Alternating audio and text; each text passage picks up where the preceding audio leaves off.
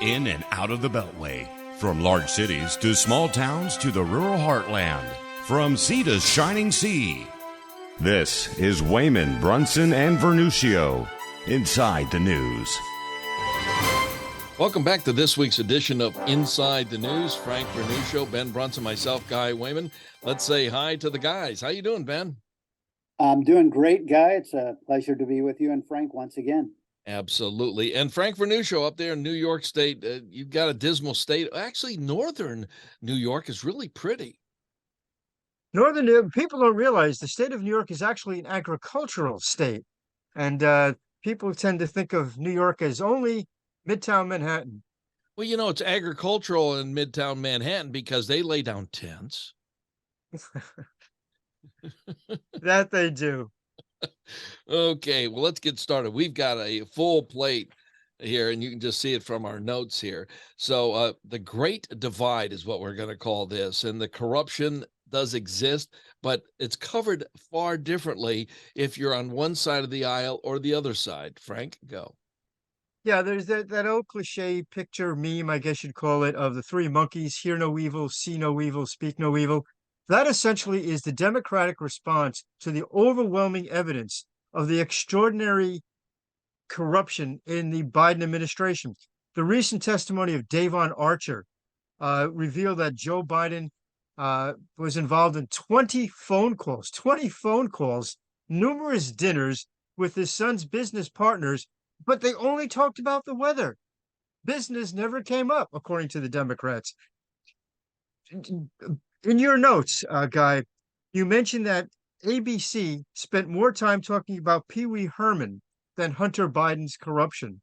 And in fact, that's a real symbol of the refusal of the media, which now becomes little more than an offshoot of the Democratic Party, to cover this extraordinary scandal. The last time we saw something like this goes back to Benghazi, when the disaster brought about by Hillary Clinton and the lies surrounding it were totally ignored by most of the major media. This is a repeat of that, only on, I think, a larger scale. And you know what, Ben? 10 seconds on Devon Archer and that little hearing, 45 seconds on Pee Wee Herman. But if it's Trump and his indictments and what's going on there, they can spend a full minute or 2 minutes on a story, and they have no problem doing that, Ben. Well, look, the press, the left stream media has become a propaganda arm of the Democratic Party. That's been clear for a long time. That was true before Trump came along, but it became turbocharged after Donald Trump became the great boogeyman for the progressive left. And it continues to this day. We just witnessed the Secret Service involved not in an investigation, but in a significant cover-up of Hunter Biden's cocaine dalliances in the White House. I mean, it's quite obvious. Only one person would bring cocaine in the White House, and only one person would have such an active cover-up initiated by the Secret Service. So it just continues. Everyone is aware of it. I don't think there's any mystery.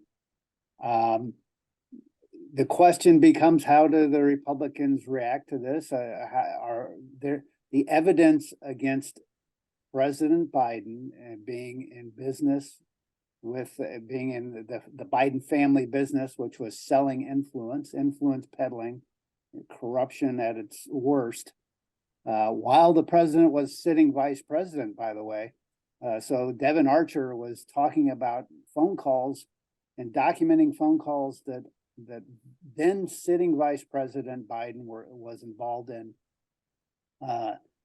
So this is not a case of, well, he left office and these activities took place. These were taking place while he was the vice president, involving the Chinese, involving Ukrainians. It's thoroughly documented, from emails to wire transfers, bank filings, to eyewitness testimony, to recorded phone calls and other conference calls, all laid out on Hunter Biden's laptop, all in the possession of the FBI since long before the last election, and yet nothing but cover up from A to Z from the involved FBI and everyone else in Washington. So we have serious issues, and the big debate for the Republicans is going to be whether to impeach Joe Biden. And then we'll talk about that in our third segment.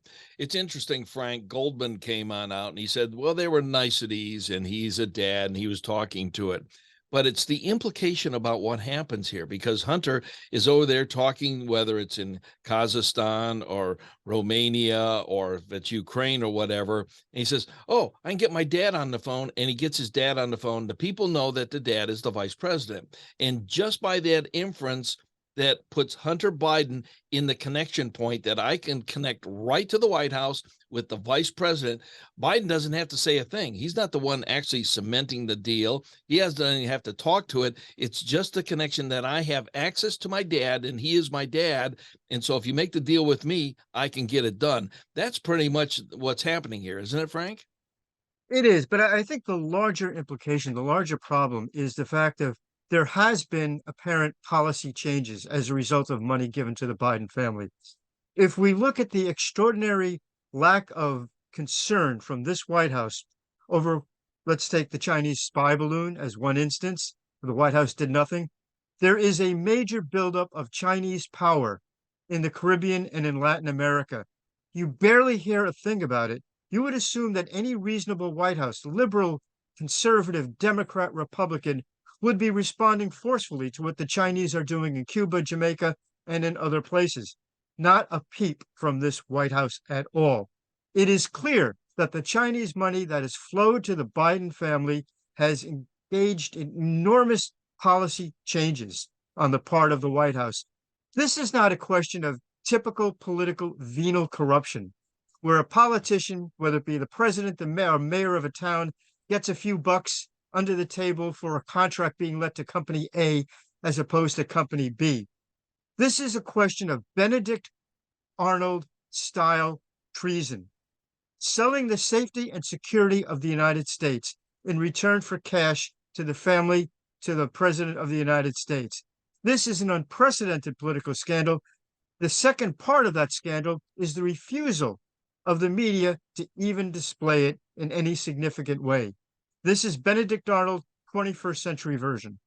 Okay, Ben, Frank kind of laid it up here for you because what he just said there, it is far different than Watergate. This almost looks like Watergate was a child's marbles game out there on the playground. Yeah, Watergate was pretty amateur stuff compared to what goes on now. Oh, we have documented evidence of FBI and NSA spying across the United States on Americans in contravention of the law, i.e. Illegal spying on a mass scale.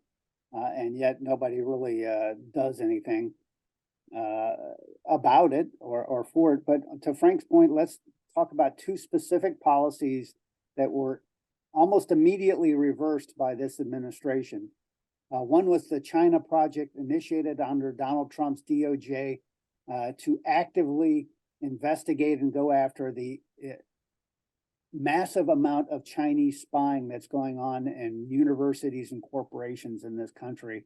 At the university level, you have Chinese nationals who are grad students who are actively spying for the motherland. They really don't have a choice, but it's still spying nonetheless. That project was quietly killed by the Biden administration. Trump imposed tariffs on Chinese goods, bringing lots of money and helping to decouple the United States from its dependence on Chinese manufacturing. That was quietly killed by the Biden administration, those tariffs. I mean, these are two massive policy changes, very much in line with what Beijing desired, quietly enacted by Biden as soon as he took office. So he gives some lip service to being tough on Taiwan, and we're going to defend Taiwan. But in terms of actual policy, it is pro-Beijing from A to Z. And this administration continues to march to China on bended knee to beg the newly installed dictator of China, President Xi, for some time in front of the emperor, if you will. It's embarrassing. It's weakness. it's quite obvious to the Chinese and the rest of the world where this administration stands. And one can only look at all the tens of millions of dollars paid by the Chinese to the Biden family. And as Frank said, this is frankly high-level treason. I don't know what else to call it. That's a tough word, but it is what it is. And I don't think you can come to any other conclusion as an objective observer. You know, Frank, if we took a chart and we would put in the center of this chart, we would put Ukraine. Now I say that because what had happened, was the Trump's phone call that got him impeached, was the phone call to Ukraine only to look into Biden. So there's an input into Ukraine. Now we have a war into Ukraine.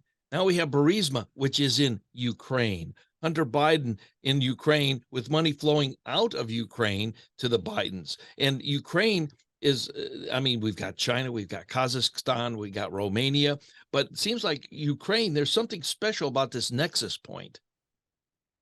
There's a theme running through progressive politics, including the Biden family. We see in domestic politics where more attention is paid to a cop who arrests a perpetrator. Did he do it gently enough? Did he go by all the rules? We want to let out the perpetrator who committed the crime, but we want to prosecute the cop. In foreign affairs, aren't we looking at the same thing? You mentioned the Trump impeachment.